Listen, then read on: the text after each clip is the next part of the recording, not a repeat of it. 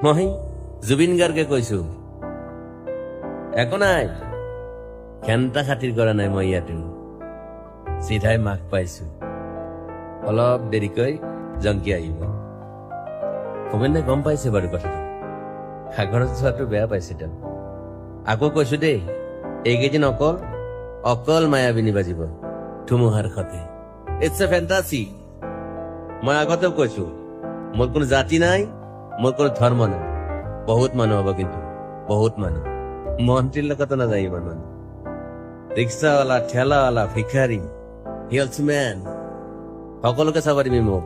police কেইটাক কৈছো পাৰিলে ইউনিভাৰ্চিটিৰ ফালে মোক সমাধিস্থ কৰিম গুৱাহাটীত হ'লে সুবিধা হয় হাতাইখিনি মানুহ পাই থাকিম মাতটোৱে দিব নোৱাৰো বাকী ৰাতিপুৱা হ'লে গান বাজিবই দেখোন ৩৫,০০০ গান ক'ত পাহৰিব পাৰিবি মোক আৰু এটা কথা এই নৰ্থ ইষ্ট ফেষ্টিভেল নাই মইহে নাই কোনে গান গাব তাত গৰিমাক ক'লে হ'ল তাই সাহসী ছোৱালী বুজি পাব মই মাক পাই যাওঁ বুলি ক'লে হ'ল এতিয়া আৰু চিজৰৰ দৰৱটো মনত ৰাখিব নালাগে তাই সকাহ পাব অকমান তাইক হাবিলৈ যাই নোহোৱা হৈ যাম বুলি কৈছিলো সাগৰতে আৰু এটা কথা কিন্তু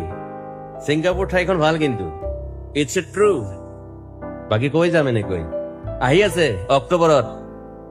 ৰৈ বিনাল